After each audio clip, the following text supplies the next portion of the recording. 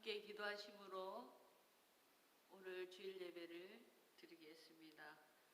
내 영혼아 여호와를 송축하라. 내 속에 있는 것들아 다 그의 거룩한 이름을 송축하라.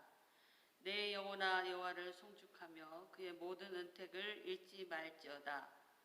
그가 내 모든 죄악을 사하시며 내 모든 병을 고치시며 내 생명을 파멸해서 속량하시고 인자와 긍휼로 간을 씌우시며 좋은 것으로 내 소원을 만족하게 하사 내 청춘을 독수리같이 새롭게 하시는도다. 여호와는 긍휼이 많으시고 은혜로우시며 노하기를 더디하시고 인자하심이 풍부하시도다. 자주 경책하지 아니하시며 노를 영원히 품지 아니하시리로다. 우리의 죄를 따라 우리를 차별하지는 아니하시며 우리의 죄악을 따라 우리에게 그대로 갚지는 아니하셨으니 이는 하늘이 땅에서 높음같이 그를 경외하는 자에게 그의 인자하심이 크심이로다. 동이 서에서 먼 것 같이 우리의 죄가를 우리에게서 멀리 옮기셨으며 아버지가 자식을 긍휼히 여긴같이 여호와께서는 자기를 경외하는 자를 긍휼히 여기시나니 이는 그가 우리의 체질을 아시며 우리가 단지 먼지뿐임을 기억하심이로다. 하나님 아버지 감사합니다. 살아계신 아버지, 거룩하신 아버지, 이 시간 우리가 신령과 진정으로 예배하기를 원합니다. 하나님이여, 지난 한 주간 동안 알고 모르고 지은 죄가 있다면 하나님 예수님의 보혈로 우리를 깨끗게 하여 주시고 눈과 귀와 손과 발과 심령을 깨끗게 하셔서 하나님 아버지 이 시간 예배할 때에 천군 천사가 화답하는 찬양을 드리게 하시고 하늘의 문을 여시고 아버지 하나님이여 주님 우리 예배를 받아 주시옵소서. 하나님 아버지 이 시간에 나오지 못한 사랑하는 성도님들 각자의 위치에서 같은 은혜 부어주시고 하나님 발걸음 아버지 달려오는 발걸음을 축복하여 주시사 아버지 저가 하나님을 더 영화롭게 예배할 수 있도록 인도하여 주시옵소서. 하나님 감사하며 거룩하신 예수님의 이름으로 기도하였습니다. 아멘. 우리 찬송가 먼저 부르시고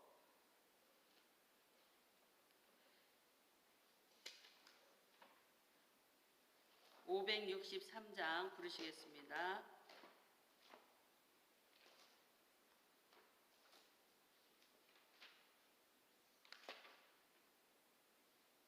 (563장이요)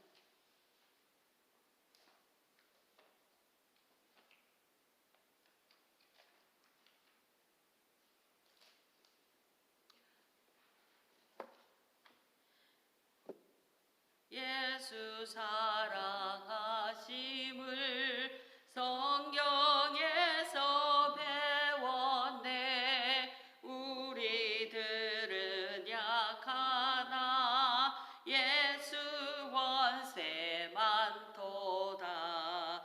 날 사랑하심 날 사랑하심 날 사랑하심 성경에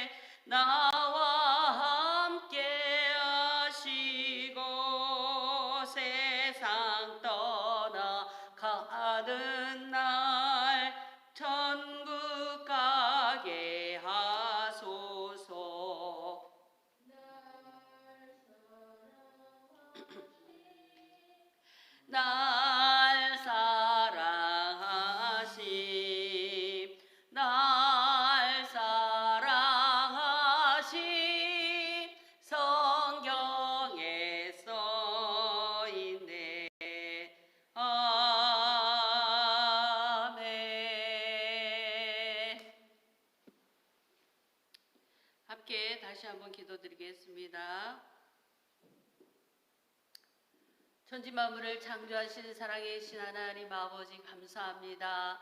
하나님 저희들을 주님의 자녀 삼아 주시고 아버지라 부르며 예배할 수 있도록 믿음 주셔서 감사합니다. 하나님 아버지 성령님이여 이 시간에 우리와 함께하여 주시고 우리 예배를 온전히 받아 주시옵소서. 하나님 세계의 아버지 하나님이시여 코로나가 속히 아버지 하나님이시여 끝나게 하여 주셔서 하나님 저희들이 자유함을 얻게 하여 주시고 아버지 전염병으로부터 아버지 과 아버지 불안한 것들이 다 사라지는 놀라운 역사가 일어나게 하여 주시기를 원합니다. 하나님 아버지 대한민국과 미국을 주님 주장하여 주시고 정의로운 자 하나님이여 하나님을 두려워하는 자들을 통해서 나라를 이끌어 세워 주시기를 원합니다. 인종 혐오 범죄가 일어나지 않도록 막아주시고 하나님이여 주님이 기뻐하시는 공의로운 나라 될 수 있도록 도와주시옵소서. 남북이 복음으로 하나 되기를 원합니다. 하나님이여 역사하여 주시옵소서. 하나님 위정자들을 지혜롭게 하시고 아버지 하나님이시여 참으로 아버지 주님을 믿는데 아버지 북한 땅이 해방되게 하여 주시고 자유함을 허락하여 주시옵소서. 하나님 우리 남산재단을 위해서 기도합니다. 성령의 은혜의 단비를 부어주시고 생수의 강이 강같이 흘러 재단부터 흘러나가게 하시고 하나님 치유의 재단 되게 하시고 하나님 병든 육체들이 아버지 하나님 앞에 나와 기도할 때에 치유하는 놀라운 역사가 일어나게 하시고 하나님 구원의 방주돼서 하나님을 모르는 심령들이 나와서 하나님을 아버지 하나님이시여 말씀을 듣고 회개하는 역사가 일어나게 하여 주시옵소서. 하나님이여 세계 각국에 흩어진 선교사님과 아버지 선교지에 같이 하여 주시옵소서. 하나님이시여 주여 저들을 통해서 어려움을 주여 해결받게 하여 주시고 하나님이여 또한 많은 아버지 영혼들이 주님께 돌아온 놀라운 역사가 일어나게 하여 주시옵소서. 한국에 출타 중인 목사님에게 같이 하여 주시기를 원합니다. 하나님 건강으로 영육간으로 강건함을 입혀주시고 하늘의 두루마기를 입혀주셔서 하나님이시여 더욱이 재단과 긴주교회를 이끌어 나가실 때 부족함이 없도록 영육간의 강건함을 허락하여 주시옵소서. 하나님 아버지 또 우리 권사님 아버지 하나님 송장로님 아버지 송권사님 주님 같이 하여 주시고 하나님 오늘 일정을 주님께서 맡아 주관하여 주시기를 원합니다. 개인적으로 또 가족의 구원과 기도 제목들이 있습니다. 하나님이여 연락하여 주시고 응답받는 하나 되게 하여 주시옵소서. 하나님 교회가 뜨겁게 기도하고 말씀을 더 사모하며 하나님의 전도하기에 힘쓰며 이웃을 구제하는 데 앞장서는 복된 재단이 될 수 있도록 주님 축복하여 주시옵소서. 거룩하신 예수님의 이름으로 감사하며 기도하였습니다. 아멘. 교회 소식을 알려드리겠습니다. 우리 주부에 나오신 대로요. 매주 금요일날 우리가 성경 공부를 하고 있죠. 줌과 유튜브를 통해서 하고 있는데 목사님이 이제 미국에 오시면 지금까지는 줌으로만 했는데 유튜브로도 아마 하실 것 같습니다. 그리고 목사님께서 한국에 방문 중이신데 5월 5일 날 입고 가신다고 합니다. 위해서 기도해 주시기를 바랍니다. 그 다음에 치유와 개인 기도 제목을 위해 특별히 계속 기도해 주시기 바랍니다. 성경을 통독하고 있습니다. 함께 모두 참여하셔서 완독하시는 축복을 받으시기 바랍니다. 그 다음에 1년 만에 저희들이 이제 코로나로 친교를 못 해왔는데 5월 16일 날 예배 후에 친교를 할 예정이니까 모두 참석하시기 바랍니다. 장소는 추후에 말씀드리겠습니다. 그 다음에 5월 다 가기 전에 야외 예배를 갖고자 합니다. 함께 기도해 주시고요. 네, 목사님 오시면은 결정해서 광고에 나가겠습니다. 우리 성경 말씀 2장 사도행전 2장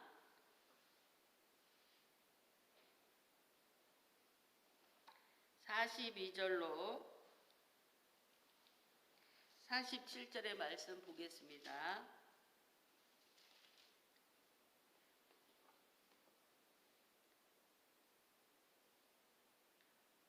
42절, 47절 합독하실까요?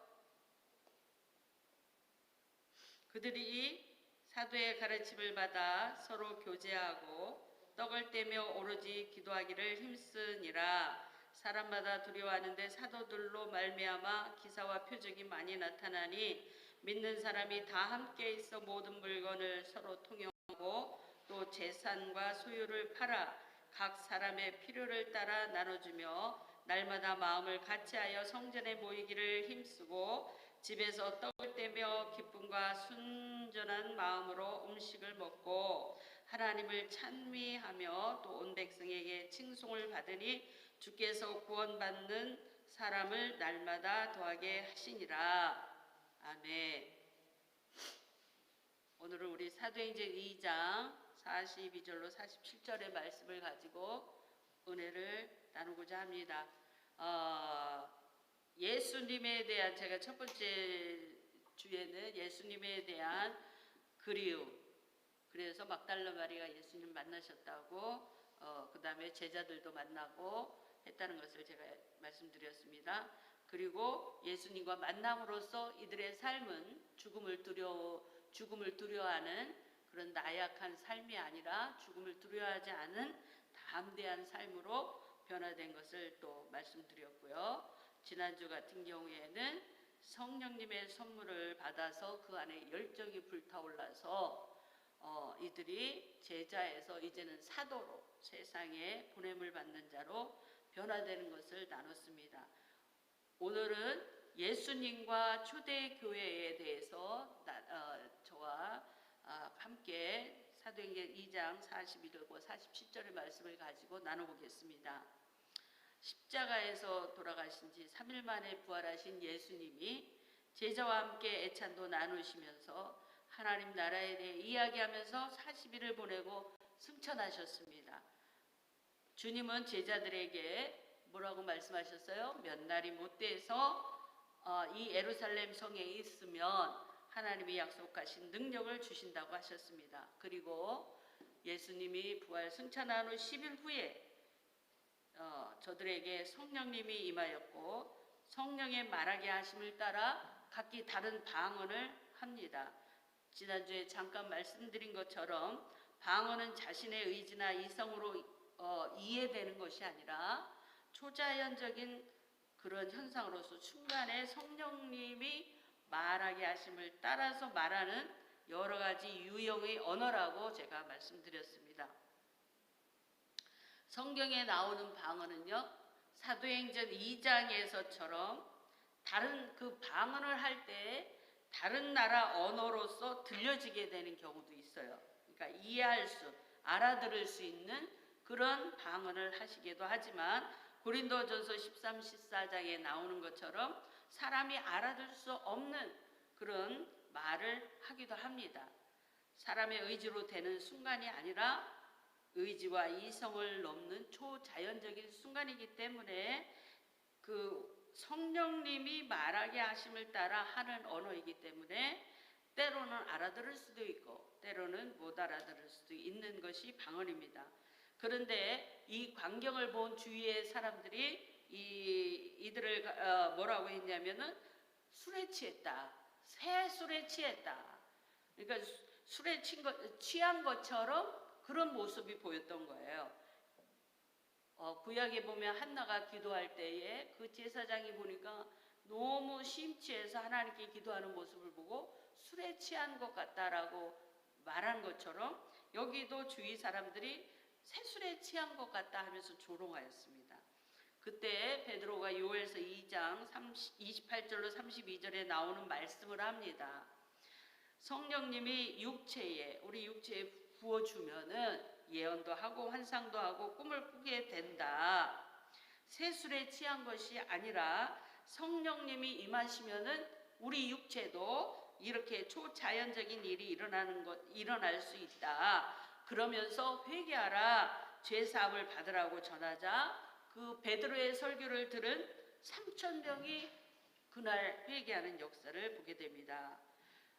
이는 곧 선지자 요엘로 말씀하신 것이니 일러스되 하나님이 가라사대 말세에 내가 내 영으로 모든 육체에게 부어주리니 너의 자녀들은 예언할 것이요 너의 젊은이들은 환상을 보고 너의 늙은이들은 꿈을 꾸리라. 그때 내가 내 영으로 내 남종과 여종들에게 부어주리니 저희가 예언할 것이요 라는 말씀이 있습니다. 또 사도행전 2장 38절 39절에 보면은 베드로가 가로되 너희가 회개하여 각각 예수 그리스도의 이름으로 세례를 받고 죄사함을 얻으라. 그리하면 성령을 선물로 받으리니 이 약속은 너희와 너희 자녀와 모든 먼 데 사람 곧 주 우리 하나님이 얼마든지 부르시는 자들에게 하신 것이니라 하고 전하자 3,000명이 회개하는 역사가 일어났습니다. 회개는 뭡니까? 죄로 인해서 우리가 하나님을 벗어나서 잘못된 길을 가는 건데 회개는 그거를 고치고 바로잡고 주님께 관역을 다시 한번 맞추고 주님을 따라가는 삶이 회개입니다. 그 역사가 베드로가 설교할 때 베드로가 우리는 세술에 취한 것이 아니라 요엘서에 나오는 요엘 선지자가 말한 것처럼 성령께서 우리에 임하시니까 우리가 이렇게 변화돼서 지금 이런 현상들이 일어나는 것이다. 고로 회개하십시오. 그 다음에 구원받으십시오. 전하니까 3,000명이 그 자리에서 회개했다는 거예요. 그리고 여기서 잠깐 제가 절기에 대해서 여러분들과 나누겠습니다. 구약에서는 오순절, 유월절 여러분들 많이 들어보셨죠? 그 다음에 장막절, 초막절 뭐 이런 말씀 들어보셨죠? 그죠? 유월절은 어떤 절이냐? 유월이라는 말은 패스오브 한다는 거죠. 뭐를 넘어간다는 뜻인데 애굽에서 400년 이상을 종살이 하던 이스라엘 백성들을 하나님이 모세를 통해서 그들을 구원하시기를 원했고 자유를 주시기를 원했고 해방을 주시기를 원했어요. 근데 완고한 바로는 애굽왕 바로는 저들을 넘겨주기를 원하지 않았어요. 그래서 10가지 재앙이 그 땅에 내려집니다. 그럴 때 이 바로가 회개할 것 같은데 또 돌아서 완고한 마음이 변하지 않자 마지막으로 하나님께서 마지막 재앙을 내리신데 그게 뭐냐면 first born 첫 번째 태어난 모든 가축과 사람들 모든 동물들과 사람들을 내가 죽이겠다. 그러한 재앙을 내리세요. 그런데 그 재앙을 피해갈 수 있는 길을 주는데 이스라엘 집들은 먼저 흠없는 수컷 양을 잡아서 그 피를 집 문설주라는 건 이제 옛날 우리들이 상상해 보시고 대문, 나무 대문 있죠, 나무 대문. 그걸 상상해 보세요. 양쪽에 그 나무 대문을 받칠 수 있는 기둥들이죠. 그게 문설주라고 그래요. 기둥, 문 양쪽에 기둥. 문설주와 임방은 그 문설주를 양쪽으로 받치고 위에 있는 나무, 그것이 임방이라고 합니다. 그 가로지르는 나무 거기에다 그 양을 잡은 양의 피를 바르라고 그래요, 주님이. 그리고 누룩을 넣지 않는 빵과 쓴나물을 곁들여 먹으라고 합니다. 그 하나님의 말씀을 순종하고 어린 양의 피를 바른 집들의 first born, 첫 번째 태어난 모든 가축과 사람은 죽음을 보지 않고 죽음이 넘어간다. 그래서 그거를 패스오버 한다. 그래서 그것을 기념하는 것이 유월절입니다. 그래서 내가 애굽 땅을 칠 때에 성경 말씀 출애굽기 12장 13절 14절에 보면은 내가 애굽 땅을 칠 때에 그 피가 너희의 거하는 집이 있어서 너희를 위하여 표적이 될지라. 내가 피를 볼 때에 너희를 넘어가리니 재앙이 너희에게 내려 멸하지 아니하니라. 너희는 이 날을 기념하여 여호와의 절기를 삼아 영원한 규례로 대대에 지킬지니라. 그러니까 이스라엘 백성들에게 유월절은 굉장히 큰 의미의 절기입니다. 그 다음에 다음으로 나오는 게 뭐냐면 유월절로부터 50일째 되는 날이 칠칠절 혹은 맥주절이라는 그러한 절기인데, 칠칠절을 헬라식 말로 바꾸면 그것이 오순절입니다. 그래서 칠칠절에는 하나님의 백성들은 보리 수확을 하는데 보리 수확의 첫 열매를 하나님께 드리는 것을 칠칠절이에요. 그러니까 처음 익은 열매를 드리는 날이에요. 봄 곡식에 처음 입은 열매를 드리는 날이죠. 그래서 추수의 첫 시작을 의미하는 겁니다. 그래서 출애굽기 23장 16절에 보면은 맥주절을 지키라, 맥추절을 지키라. 이는 내가 수고하여 밭에 뿌린 것의 첫 열매를 거둠이니라. 그리고 수장절을 지키라. 이는 내가 수고하여 이룬 것을 연종의, 그러니까 끝날 마지막에 가을에 밭에서부터 거두어 저장함이니라. 그러니까 처음 봄에 첫 곡식 드리는 거를 맥주절, 칠칠절, 오순절이라고 하고요. 그 다음에 마지막에 드리는 거는 수장절이라고 하는데 출애굽기 34장 22절에 보면 칠칠절 곧 맥주의 초실절을 지키고 가을에는 수장절을 지키라. 이것이 하나님의 명령이셨어요. 그래서 6월절, 칠칠절과 함께 오순절이죠. 그죠? 구약에서 나오는 3대 절기 중에 하나가 가을 마지막 추수에 또 지키는 게 뭐라 그랬죠? 제가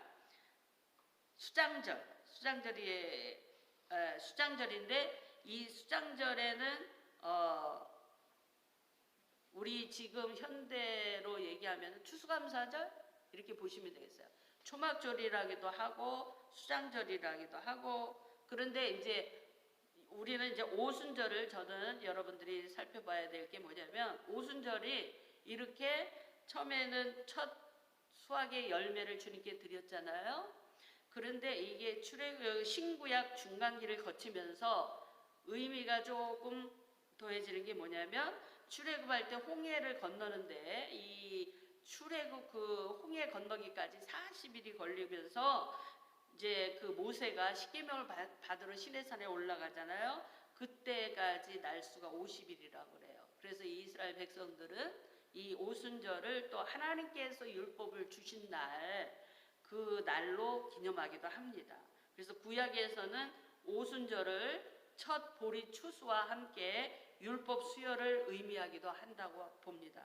그럼 신약에서는 이 오순절 날이 어떻게 의미를 부여해서 지켜지느냐면요. 오순절 날의 이름에 저희가 다 같이 한 곳에 모였더니 호련히 하늘로부터 급하고 강한 바람 같은 소리가 있어 저희 앉은 온 집에 가득하며 2장 1절 말씀입니다. 불의 혀같이 갈라지는 것이 저에게 보여 각 사람 위에 임하여 있더니 저희가 다 성령의 충만함을 받고 성령의 말하게 하심을 따라 다른 방언으로 말하기를 시작하니라.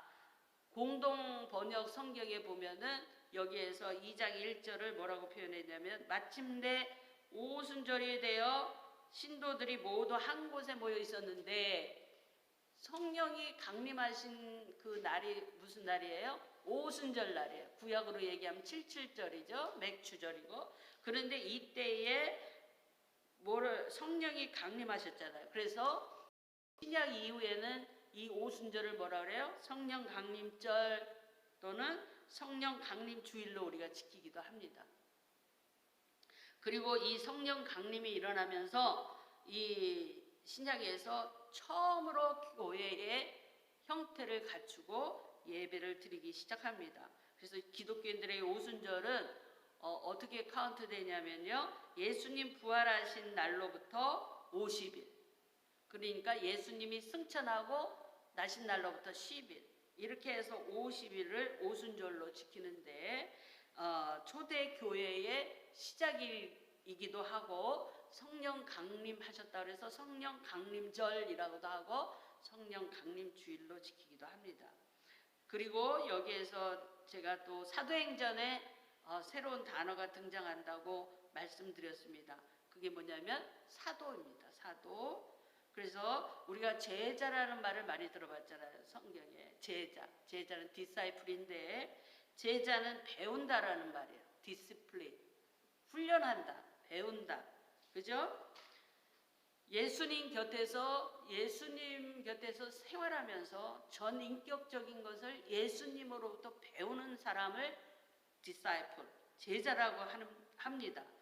그러니까 좀 더 넓게 의미를 부여한다면 지금 우리들도 예수님의 제자예요. 예수님을 따르고 예수님의 말씀대로 헌신을 각오하는 모든 사람들을 제자라고 부르기도 합니다.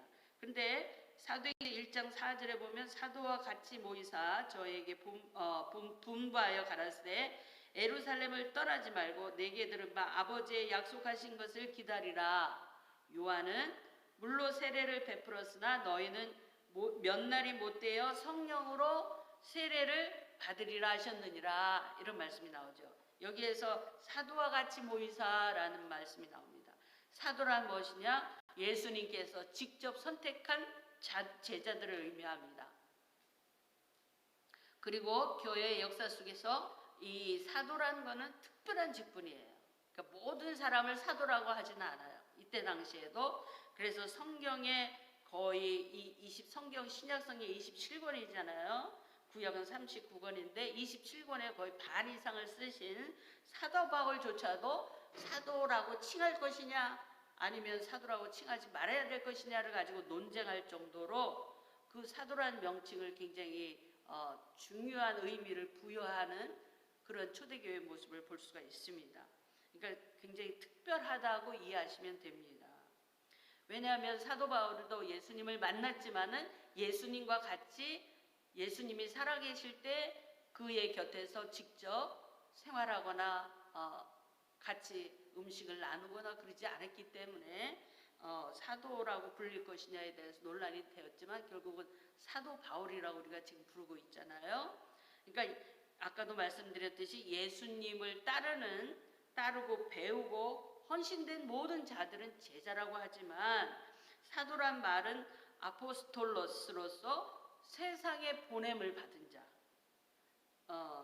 주님의 증인이 되기 위해서 세상으로 파송받은 자, 그런 자를 사도라고 명칭하고 있습니다. 이 단어는 특별히 주님의 12 제자에 한해서만 사용하고 있습니다. 사도행전 1장 21절부터 보면요. 이러함으로 요한의 세례로부터 우리 가운데 올려 가신 날까지 주 예수께서 우리 가운데 출입하실 때에 항상 우리와 함께 다니던 사람 중에 하나를 세워 우리로 더불어 예수의 부활하심을 증거할 사람이 되게 하여 하리라 하시거늘 제비 뽑아 마띠아를 얻으니 저가 11사도의 수에 가입하니라. 그러니까 가룟 유다도 굉장히 똑똑하고 처음에는 훌륭했어요. 그런데 가룟 유다가 바라는 예수 그리스도는 예수님의 모습과는 달랐기 때문에 가룟 유다가 시험이 들어서 그 예수님을 배신하고 그를 팔아넘기는 그러한 죄를 짓잖아요. 그래서 12이 11제자가 됐는데 그때의 12를 또 여기 신구약에 보면은 10이라는 숫자가 굉장히 중요해요. 왜 주님은 예수님은 3명도 아니고 4명도 아니고 20명도 아니고 12를 택하셨을까? 그거는 또 의미가 있습니다.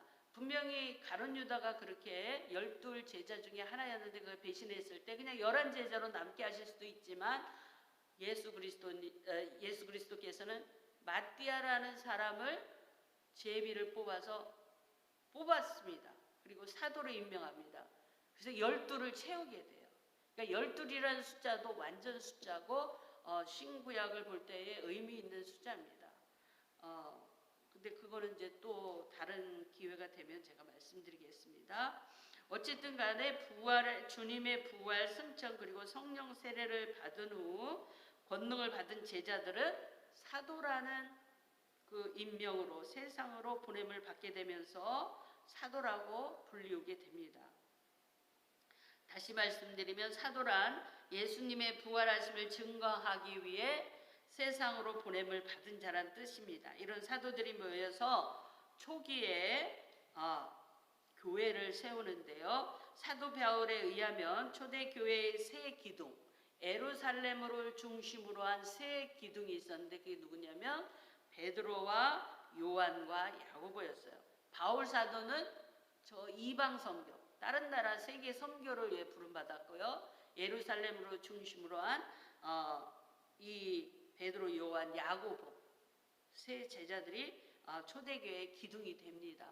그리고 우리가 아까 제가 말씀드린 대로 마띠아는 어찌됐든 예수님의 사도로 제비 뽑혔지만은 그의 마지막도 역시 순교를 각오한 그러한 제자로 부름을 받게 돼서 이렇게 전해져 오는 말씀에 의하면 그도 역시 순교했다라는 그러한 이야기가 있습니다. 어쨌든 예수님께서 우리를 부르신 거, 우리에게 직분을 주시잖아요.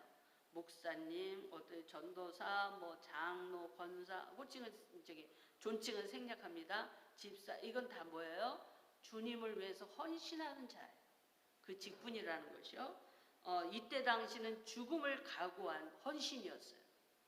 그렇죠? AD 30년에서 AD 100년을 사도시대라고 부르는데요. 이는 예수님이 부활하시고 직접 예수님의 12제자 사도 바울과 다른 제자들에게 나타나셔서 이들에게 복음을 전 세계에 전하는 사명을 주셨기 때문에 이때 이 시대를 사도시대라고 부릅니다. 신학자들은 AD 30년경에 예수님이 십자가에서 죽으시고 부활하신 때부터 AD 325년 니케아 종교회의에 이르는 약 300년 기간을 초기 기독교 교회 시대라고 구분을 하고 있습니다. 그러니까 이 사도들을 부르셔서 세상에 보내시기 전에 예수님은 성령님을 통해서 사도들에게 성령의 강력한 임재로 말미암아 저들의 삶이 완전히 변화되면서 교회가 탄생하게 되는 거예요. 그러면 이 초대교회의 탄생의 모습은 어떤 거냐? 오늘 본문의 2장 사도행전 2장 42절 47절의 말씀 보았듯이 저희가 사도의 가르침을 받았습니다. 그리고 서로 교제하며 떡을 떼며 기도하기를 온전히 힘쓰고 사람마다 두려워하는데 사도들로 인하여 기사와 표적이 많이 나타납니다. 이때 당시에요. 그럼 믿는 사람들이 다 함께 있어 모든 물건을 서로 통용하고 또 재산과 수요를 팔아 각 사람의 필요를 따라 나눠주고 날마다 마음을 같이하여 성전에 모이기를 힘쓰고 집에서 떡을 떼며 기쁨과 순전한 마음으로 음식을 먹고 하나님을 찬미하며 또 온 백성에게 칭송을 받으니 주께서 구원받는 사람을 날마다 더하게 하시니라. 이게 초대교회예요. 첫 번째 초대교회 모습이에요. 초대교회처럼 성령의 역사로 죽음에 대한 두려움이 사라진 것을 우리는 알 수 있었습니다. 초대교회 성도들은 하나님에 대한 온전한 찬양과 기도와 친교와 나눔을 하면서 주님의 부활을 전합니다. 기사와 표적도 많이 일어납니다. 3,000명이 회개하는 역사도 일어납니다. 특별히 초대교회 사도들에 의해서 다른 누구가 아닌 사도들에 의해서 예수님을 바로 옆에서 예수님과 함께 생활했던 그 사도들에 의해서 말씀을 가르침을 받습니다. 그리고 교제하며 떡을 떼며 기도하기를 전심전력합니다. 그 다음에 서로 물건을 또 같이 이렇게 나눠 써요. 나눠 쓰고 자기 소유를 팔아서 누가 필요하다 그러면 그 필요를 채워주게 됩니다. 그리고 또 음식을 순전한 마음으로 진심으로 함께 나눕니다. 그 다음에 하나님의 찬양합니다. 기사와 표적이 많이 나타납니다. 또 특별한 건 뭐냐면 사람들에게 이웃 사람들에게 칭찬을 받습니다. 초대교인들은요. 47절에 특별히 오늘 말씀 중에 본문의 말씀 중에 특별히 47절을 보겠습니다. 하나님을 찬미하며 온 백성에게 칭송을 받으니 주께서 구원받는 사람을 날마다 더하게 하시니라 는 말씀을 제가 특별히 살펴보겠습니다. 초대교회 부흥은요. 하나님을 찬미하고 이웃에게 칭찬받는 것을 알 수가 있습니다. 마지막 절에 보면요. 오늘 우리는 하나님을 온전히 찬양하고 있는지요. 또 온전히 기도하고 있는지요. 온전히 하나님께 기도하고 있는지요. 또 서로의 필요를 잘 나누고 있고 또 이웃에게 칭찬을 받고 살고 있는지 우리는 우리 자신을 한번 살펴봐야 되겠습니다. 저뿐만 아니라 많은 분들이 크리스찬이지만 부끄럽게도 에브리 찬양할 때마다 온전한 찬양을 드리지 못하는 때가 있습니다. 또 이웃에게 칭찬을 받고 싶지만 칭찬을 받지 못할 때도 많습니다. 그죠? 매일 드리는 기도도 온 힘을 다해 매 순간마다 절절히 기도해야 됨에도 불구하고 그렇게 못할 때도 많습니다. 때로 여러 가지 이유로 제대로 교회든지 어디서든지 이웃과 교제하고 또 애찬 음식을 나눌 때도 있지만 진심으로 나누지 못할 때도 있습니다. 그 다음에 우리 소유를 아낌없이 필요에 따라서 누가 필요하다면 그것을 나눠줘야 되는데 그렇지 못할 때도 있어요. 물론 여기서 다 팔아서 드리라는 말씀은 아닙니다. 그건 특별한 경우에 해당되겠죠. 그죠? 제가 그 몇 년 전에 문봉주 장로님을 여러분들 기억하실지 모르겠어요. 뉴욕에 오셔서 이분이 대사님인데 그분께서 간암에 걸리셨어요. 하나님을 믿지 않았어요. 모태신앙인데도 불구하고 하나님을 영접하지 않고 정말로 세상에 빠져서 그분의 간증을 들어보면은 세상에 빠져서 온갖 오락과 유흥을 즐기시면서 그렇게 열심히 사셨습니다. 그런데 하나님께서 이제 결혼을 하셨고 그 아내 되시는 분이 사모님이 열심히 그 문 장로님을 위해서 기도하셨는데 이분은 주일날은 또 빠지지 않았다 그래요. 토요일날 저녁에 그 모임들이 있어서 만찬을 하고 즐기고 막 이렇게 했지라도 술에 취할지라도 그 다음날 주일은 꼭 나와서 예배 드렸다고 그래요. 술 냄새를 풍기면서까지 예배를 드렸다고 해요. 결혼 후에. 그런데도 불구하고 그가 간암에 걸립니다. 그래서 간암에 걸리니까 모든 것이 이제 다 새롭게 인생이 떠오르겠죠. 그래서 이분께서 이제 인생을 뒤돌아보면서 혹시 하나님께 잘못한 것이 있나, 잘못 살아온 것이 너무 많다는 거예요. 그래서 회개하기 시작합니다. 많은 회개를 하고 그리고서 하나님이 특별히 사랑하셔서 은혜를 베푸셔서 간암이 완전히 치유돼요. 기도 중에 치유가 되게 하시고 이때부터 은혜를 받아서 이분께서 성경을 꽉 정리를 하셔서 성경을 책을 내셨어요. 그래가지고 여기 뉴욕에서도 그거를 온 교민에게 함께 나누려고 했는데 그게 잘 안 돼서 교민 전체 대상으로는 하지 못했고 각 교회마다 이렇게 돌아다니면서 그 은혜를 간증하셨는데 이분께서요 그 성경의 맥을 잡아라는 책을 또 쓰셨어요. 아마 기억나시는 분들이 있을 거예요. 근데 어느 날 이분이 장로님이 기도를 하시는데 하나님이 헌금을 드리려는 감동이 왔어요. 근데 자기가 갖고 있는 그 자기의 재산은 뭐냐? 딸이 나중에 결혼하면 그 딸에게 결혼 자금으로 쓸 그 집에 그 돈만이 있는 건데 그 돈을 드리라는 그런 마음의 감동이 온 거예요. 그래서 이거를 내가 아내 몰래 드리면 아내가 죄를 짓게 되니까 내가 아내의 허락을 받고 둘이 마음이 합해진 다음에 드려야 되겠다 하고서 그 아내가 너무 믿음이 좋으니까 아멘 하겠지 하고서 딱 말했어요. 내가 이렇게 기도 중에 이렇게 하나님께서 나에게 그런 감동을 주셔서 내가 드리고 싶은데 우리 같이 드립시다. 그러니까 아내가 벌쩍 뛰는 거예요. 재산이 하나도 없고 이거 딸 결혼 자금으로 남겨준 건데 그걸 어떻게 드릴 수 있느냐. 분명히 하나님이 그랬냐고 막 이러면서 따지시더라는 거예요. 그래서 못 드렸대요. 그 순간에는. 그래서 이제 기다리면서 기도를 하고 있는데 어느 날 가정 모임이 있으셨다고 합니다. 그래서 이제 다 왔는데 아들이 안 오더라는 거예요. 그래서 아들에게 전화했는데 연락도 안 되고 그래서 이게 무슨 일인가 싶어가지고 있는데 참 그 헌금은 무엇을 위해 드리냐면 시각 장애인을 위한 헌금으로 드리라는 그런 감동이 왔다고 그럽니다. 그러는데 잠시 후에 아들이 헐레벌떡 뛰어왔대요.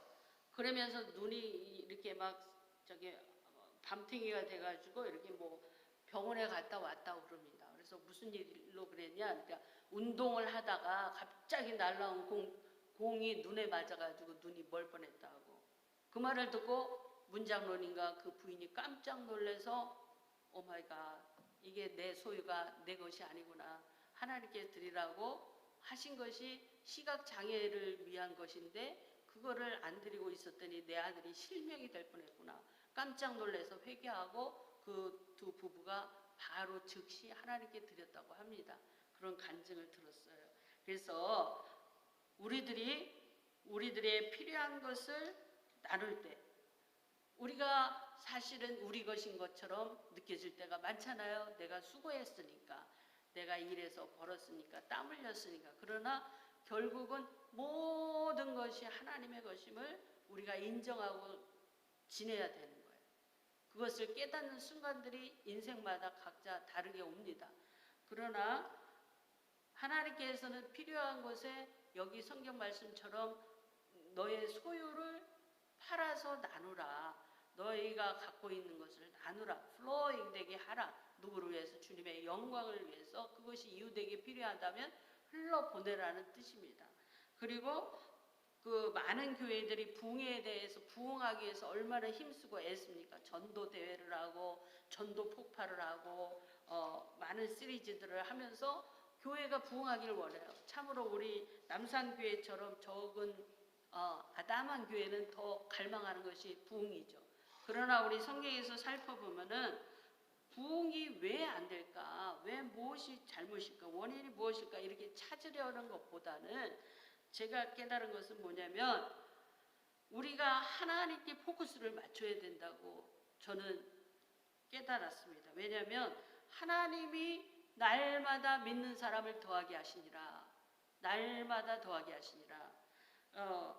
제가 어느 날 간증을 했죠. 첫 번째 주에 뭐를 간증했어요? 저희 아들이 아토피성 그 피부염이 치유되는 그 날이 있었는데 그게 돌아가신 하영조 목사님께서 여기 뉴욕에 오셔서 대부흥 집회를 하실 때 첫날 여기 계신 분 중에서 아토피성 피부염을 앓거나 아토피성 피부염을 가진 가족이 있으면 위에서 기도하십시오. 하나님 치유가 일어납니다.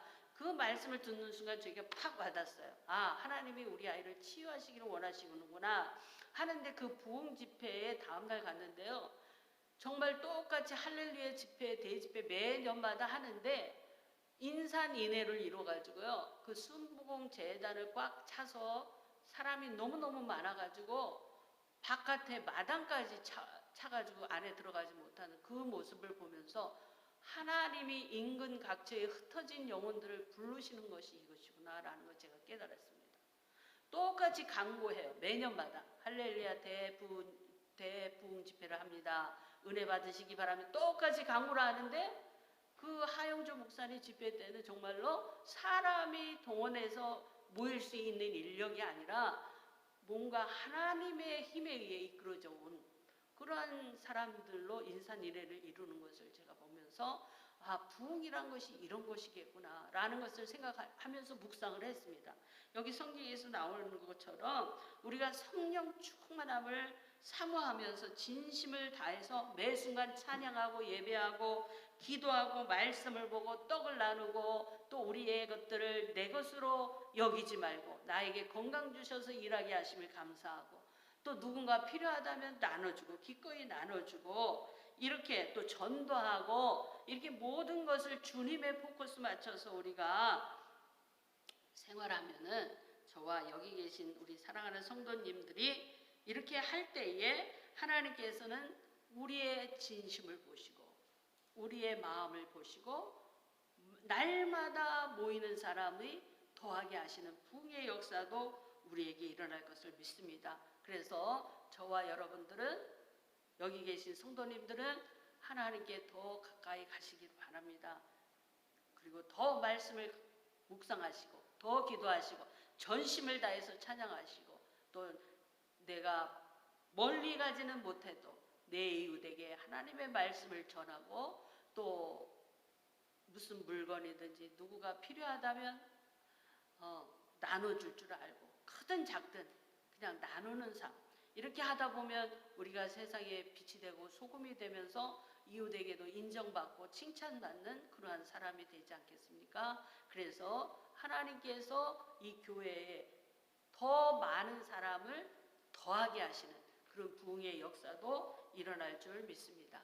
감사합니다. 기도하시겠습니다. 하나님 감사합니다. 오늘 귀한 주일 하나님 초대교회 우리 사도들을 통해서 하나님 정말로 그곳에 필요한 곳에 저들이 열심을 다하여 기도하고 전도하고 가르침을 받고 말씀을 상고하며 애찬을 나누며 하나님이시여 주님을 찬미하고 아버지 하나님 유대에게 칭송받는 놀라운 일을 통해서 하나님이 날마다 하나님을 더 구원받는 백성들을 더하게 하신 것처럼 우리 재단을 복되게 축복하여 주시고 저희들을 축복하여 주셔서 저희들에게 성령 충만함을 입고 날마다 어디서든지 하나님만을 바라보며 십자가만을 자랑하는 저희 삶이 되도록 축복하여 주시옵소서. 걸어가신 예수님의 이름으로 감사하며 기도하였습니다. 아멘.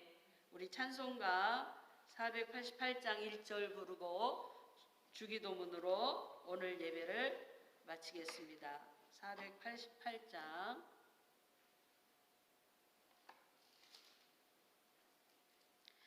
이 몸의 소망 무언가 우리 주 예수뿐일세 우리 주 예수 밖에는 믿으리여 주옵도다. 주 나의 반석이시니 그 위에 내가 서리라 그 위에 내가 서리라. 하늘에 계신 우리 아버지여 이름이 거룩히 여김을 받으시오며 나라의 마옵시며 뜻이 하늘에서 이루어진 것 같이 땅에서도 이루어지이다. 오늘날 우리에게 일용할 양식을 주옵시고 우리가 우리에게 죄 사함을 받은 것처럼 우리 죄를 사하여 주시옵고 우리를 시험에 들지 말게 하옵시며 다만 악에서 구하옵소서. 대개 나라와 권세와 영광이 아버지께 영원히 있사옵나이다. 아멘. 감사합니다. 오늘 주일 예배 모두 이것으로 마치겠습니다.